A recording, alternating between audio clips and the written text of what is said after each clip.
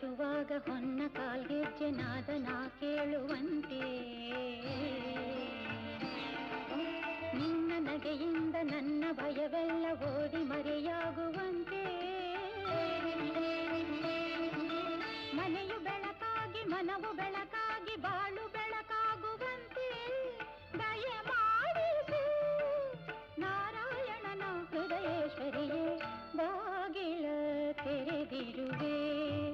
ತಾಯೇ ಪೂಜೆಗೆ ಕಾದಿರುವೆ